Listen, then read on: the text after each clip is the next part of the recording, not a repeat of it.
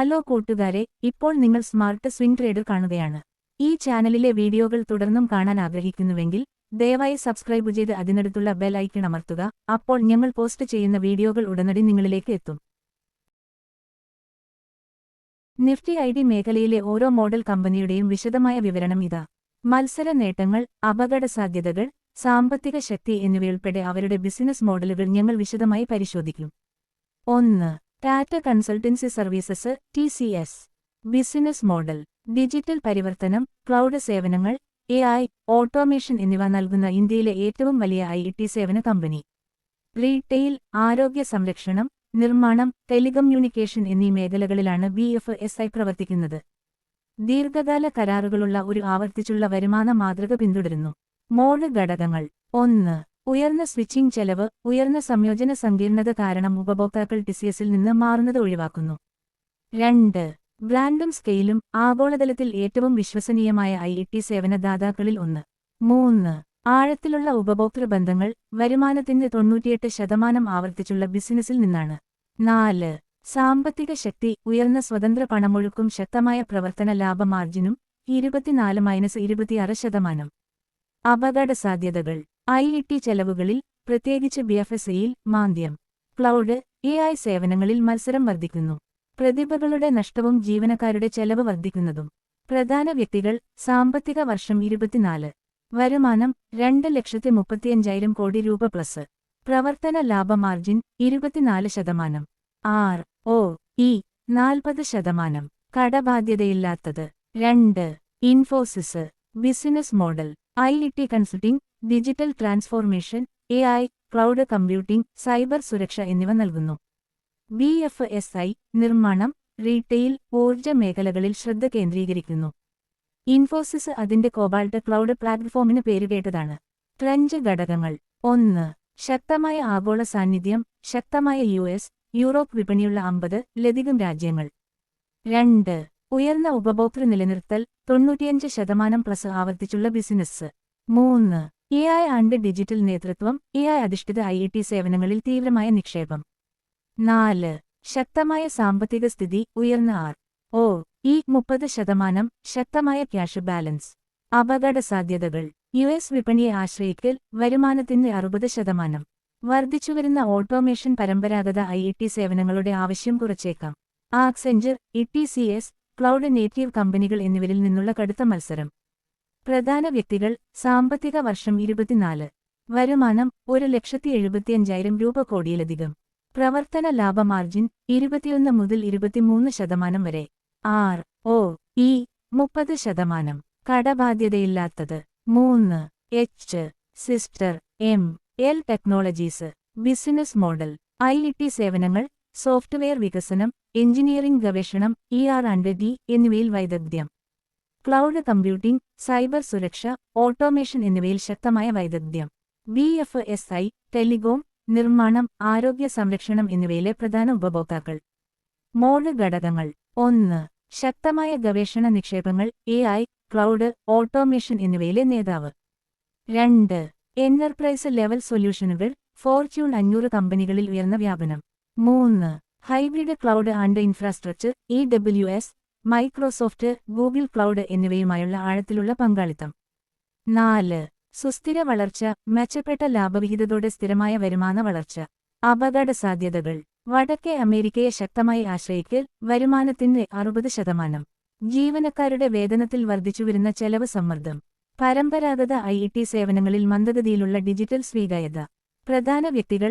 സാമ്പത്തിക വർഷം 24. വരുമാനം 1,10,000 രൂപ കോടിയിലധികം. പ്രവർത്തന ലാഭ മാർജിൻ 18-20% വരെ. ROE 25%. കുറഞ്ഞ കടം. 4. Wipro. Business model: IT. Consulting, സൊല്യൂഷനുകൾ, ക്ലൗഡ് സേവനങ്ങൾ, സൈബർ സുരക്ഷ.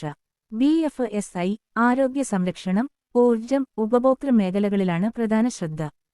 BFSI വിഭാഗത്തെ ശക്തിപ്പെടുത്തുന്നതിനായി കാക്കോയെ ഏറ്റെടുത്തു.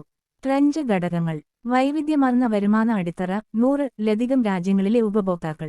Enterprise digital services. ഡിജിറ്റൽ കൺസൾട്ടിംഗിൽ ശക്തമായ സ്ഥാനം.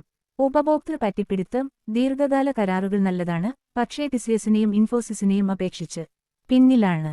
അപകടസാധ്യതകൾ: സഹകമ്പനികളുമായി താരതമ്യപ്പെടുത്തുമ്പോൾ മന്ദഗതിയിലുള്ള വരുമാന വളർച്ച. വിലനിർണ്ണയ മത്സരം കാരണം ലാഭം സമ്മർദ്ദത്തിലാണ്. ബിസിനസ് പ്രവർത്തനങ്ങളെ ബാധിക്കുന്ന നേതൃത്വ മാറ്റങ്ങൾ. പ്രധാന വ്യക്തികൾ. സാമ്പത്തിക വർഷം 24. വരുമാനം 90,000 കോടിയിലധികം. പ്രവർത്തന ലാഭം 15 മുതൽ 17% വരെ. ROE 17 മുതൽ 20% വരെ. കുറഞ്ഞ കടം. 5. LTI Mindtree. Business model. L&T Infotech, LTI, Mindtree എന്നിവയുടെ ലയനത്തിന് ശേഷം രൂപീകരിച്ച IT സേവന കമ്പനി. Digital transformation, AI, automation, BFSI എന്നിവയിൽ ശക്തമാണ്. ട്രഞ്ച് ഘടകങ്ങൾ. 1. L&T ഗ്രൂപ്പിന്റെ പിന്തുണ. ശക്തമായ മാതൃകമ്പനി വിശ്വാസ്യത വർദ്ധിപ്പിക്കുന്നു. 2. ഉയർന്ന വളർച്ചയുള്ള വിഭാഗങ്ങളിൽ ശ്രദ്ധ കേന്ദ്രീകരിക്കുന്നു. ക്ലൗഡ്, ഡാറ്റ അനലിറ്റിക്സ്, AI സേവനങ്ങൾ. 3. ശക്തമായ ഡിജിറ്റൽ സാന്നിധ്യം. വടക്കേ അമേരിക്കയിലും യൂറോപ്പിലും വളരുന്ന ഉപഭോക്തൃ അടിത്തറ. അപകടസാധ്യതകൾ. ലയനത്തിനു ശേഷമുള്ള സംയോജന വെല്ലുവിളികൾ. TCSനെയും ഇൻഫോസിസിനെയും അപേക്ഷിച്ച് വലിപ്പത്തിൽ താരതമ്യേന ചെറുത്. ഡിജിറ്റൽ പരിവർത്തനത്തിൽ കൂടുതൽ മത്സരം. പ്രധാന വ്യക്തികൾ. സാമ്പത്തിക വർഷം 24. വരുമാനം 40,000 കോടിയിലധികം. പ്രവർത്തന ലാഭ മാർജിൻ 18%. ROE 22 മുതൽ 24% വരെ. കുറഞ്ഞ കടം. 6. Tech Mahindra. Business model. Telecommunications, 5G, AI, digital പരിവർത്തനം എന്നിവയിൽ ശക്തമായ വൈദഗ്ധ്യം. ക്ലൗഡ്, സൈബർ സുരക്ഷ എന്നിവയിൽ ശ്രദ്ധ കേന്ദ്രീകരിക്കുന്നു. ട്രഞ്ച് ഘടകങ്ങൾ. 1. ടെലികോമിലും 5Gയിലും ശക്തൻ. ആഴത്തിലുള്ള ടെലികോം വൈദഗ്ധ്യമുള്ള ചുരുക്കം ചില IT കമ്പനികളിൽ ഒന്ന്. 2. AI ആൻഡ് ഓട്ടോമേഷൻ നിക്ഷേപങ്ങൾ. AI പവർഡ് IT സൊല്യൂഷനുകളിൽ ശ്രദ്ധ കേന്ദ്രീകരിക്കുക. 3. ചെലവ് കുറഞ്ഞ സേവനങ്ങൾ. ഡിജിറ്റൽ പരിവർത്തനത്തിൽ മത്സരാധിഷ്ഠിത വിലനിർണ്ണയം. അപകടസാധ്യതകൾ. സഹകമ്പനികളുമായി താരതമ്യപ്പെടുത്തുമ്പോൾ മന്ദഗതിയിലുള്ള വരുമാന വളർച്ച. റൊട്ടേഷൻ ആവശ്യകതയോടെ ടെലികമ്മ്യൂണിക്കേഷനിൽ ഉയർന്ന എക്സ്പോഷർ. ലാഭക്ഷമതയിലും ലാഭവിഹിത വർധനവിലും ബുദ്ധിമുട്ടുന്നു. പ്രധാന വ്യക്തികൾ. സാമ്പത്തിക വർഷം 24. വരുമാനം 50,000 കോടിയിലധികം. പ്രവർത്തന ശ്രേണി 12 മുതൽ 14% വരെ. ROE 15 മുതൽ 18% വരെ. കുറഞ്ഞ കടം. സംഗ്രഹം. മികച്ച മൊത്തം സ്റ്റോക്കുകൾ. മികച്ച മൊത്തത്തിലുള്ള ഓഹരികൾ. TCSും ഇൻഫോസിസും. ശക്തമായ ഉപഭോക്തൃ നിലനിർത്തൽ. ഉയർന്ന ലാഭ മാർജിൻ.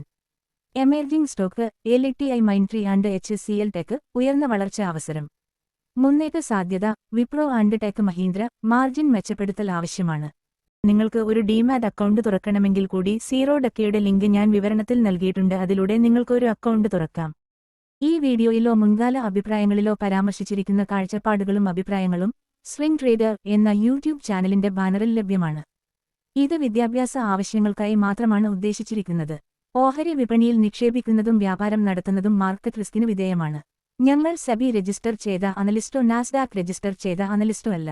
തീരുമാനമെടുക്കുന്നതിന് മുമ്പ് നിങ്ങളുടെ സാമ്പത്തിക ഉപദേഷ്ടാവുമായി ബന്ധപ്പെടുക. നിങ്ങളുടെ ലാഭത്തിനോ നഷ്ടത്തിനോ സ്വിംഗ് ട്രേഡർ ഉത്തരവാദിയല്ല. ഈ ഉള്ളടക്കത്തിന്റെ പ്രധാന ലക്ഷ്യം ഓഹരി വിപണിയെക്കുറിച്ചുള്ള അറിവും അവബോധവുമാണ്. അതിനാൽ ഞങ്ങൾ ഉത്തരവാദികളല്ലെന്നും നിയമപരമായ നടപടികൾക്ക് ബാധ്യസ്ഥരല്ലെന്നും നിങ്ങൾ സമ്മതിക്കുന്നു.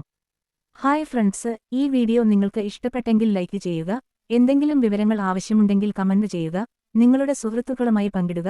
സബ്സ്ക്രൈബ് ചെയ്യാൻ മറക്കരുത്. Thanks for watching friends.